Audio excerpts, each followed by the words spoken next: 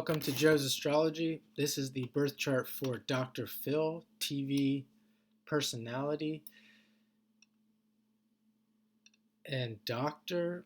I apologize for this green circle. It's stuck there. I'm just too lazy to change it. So we're going to go with the yellow circle here. Dr. Phil is a Pisces rising, a moon in Taurus, and sun in Virgo. So we see, I'm not really sure what kind of doctor he is. I haven't watched Dr. Phil in a long time, but we see this idea of being a doctor. This jumps out right away with the Pisces rising and the sun, especially the sun in Virgo. We think of Virgo being the healer. And the two big external placements in the chart, the sun and the rising, is with that angle, that Pisces Virgo angle. So definitely is we see right away, definitely the idea of being a doctor is very accurate. Sun is in the 6th house as well. And we can see the ruler of the chart being Neptune is in the 7th. And also his Jupiter, the co-ruler, is in Pisces as well here. So we're seeing, and even Neptune here in the 7th in Libra. And it's close to that Mercury in Libra. So with this Neptune, the ruler being the 7th, this is, we think of like a doctor, someone who heals people and helps people.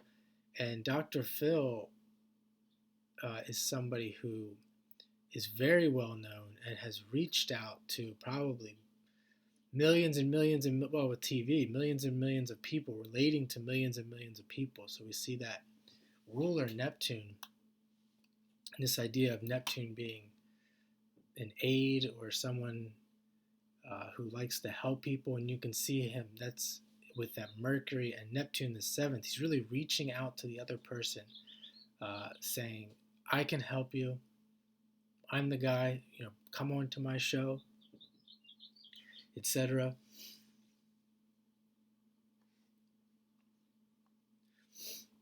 And we even see that Neptune is in the Aquarius decan, so we think of like television. Television is a very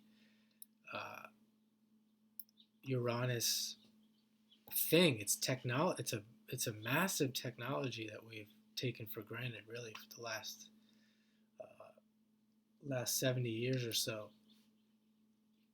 So let's not forget that television is an Aquarian function here. He has Saturn in the 7th in Virgo, so add more to that seriousness. It's in the 7th there, on the 7th house cusp. This guy isn't afraid to confront other people's demons, confront other people's,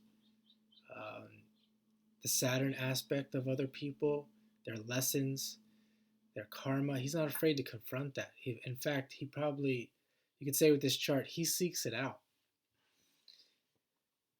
And it comes back to this rising because he wants to be that Pisces person. He wants to be the healer, the savior, Jupiter in Pisces. He's got the North Node there in Pisces in the 1st house. So very much wants to put himself out there and be the guy. He wants to be the guy who is the savior with that North Node in the 1st in Pisces. Moon in the 2nd. The deeper aspects of himself being strongly oriented in survival and money, using the self as a resource. You could say he's a guy who's made a lot of money doing this. So it kind of just, which one is it? Is he doing it for money, or is he doing it because of everything that I just said? I think looking at this chart, you can see, I think the moon in Taurus, because the moon is exalted in Taurus as well. So it's in Taurus, and it's in the Virgo decan in the 2nd house. I mean, if we're looking at motives, if people that like to look at astrology for motives, I mean, we're already seeing signs that, even though he does make a lot of money, it's more of I'm seeing this as a secondary function of what he does. I mean, especially with the moon being in Taurus and it being in that Virgo decan.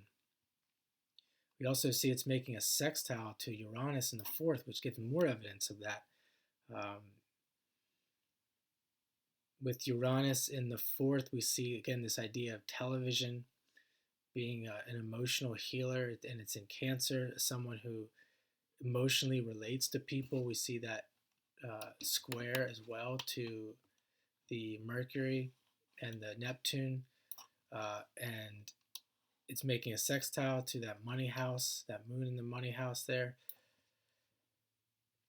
So I still see more of this as evidence of doing really good work in relating to people emotionally and being an emotional someone who can be an emotional supporter for people in an unusual way, or again on television. He has his Pluto and Venus in the sixth as well, and the Venus is there in Leo, so giving more like he wants to be the idea. He wants to be center stage. He's not afraid of performing. Uh, you would need a person would need something like I think a person would need some Leo to uh, really fulfill a chart like this, because you think of like, and not to demean a regular doctor, but like a regular doctor might be behind the scenes more. We might see more like more 12th house stuff. We could even, yeah, you'd probably see like more 12th house, more like a sun in the 12th versus a sun in the 6th. And that doctor would definitely help people as well. But I think if you were going to help massive numbers of people, or at least attempt to help massive numbers of people, you would have to have some Leo, because that would be symbolizing that idea of you'd have to be okay with being center stage and being in front of a lot of people. Even this idea of this North Node in the first, you'd have to be a little bit selfish. I don't want to call it selfish, but that presentation of self would have to be there, because you think of a lot of doctors or people that have the 12th house stuff. They're more humble, that more humble side of it, but not humble like in a positive way. But they just don't want to be seen.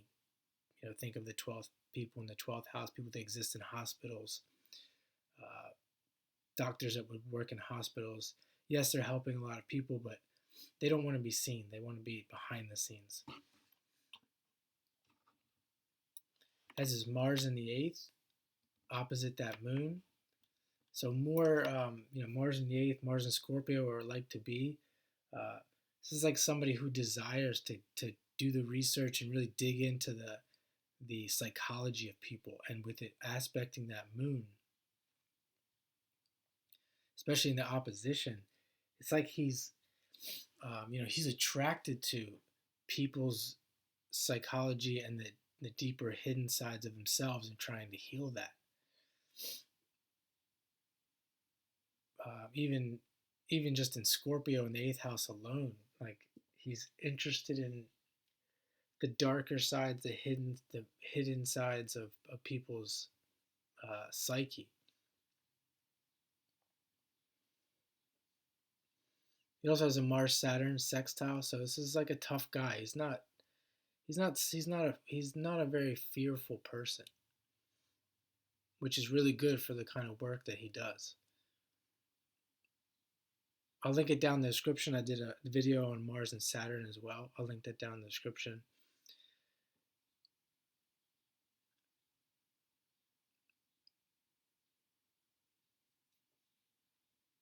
See if he's got Venus. One more thing, he's got Venus. I've seen this before. His Venus in the same degree, even though it's in a quincunx, it's in the same degree of the rising. So we see that Venus, even though Venus is in the sixth, having Venus in Leo is a decent place to have Venus for sure.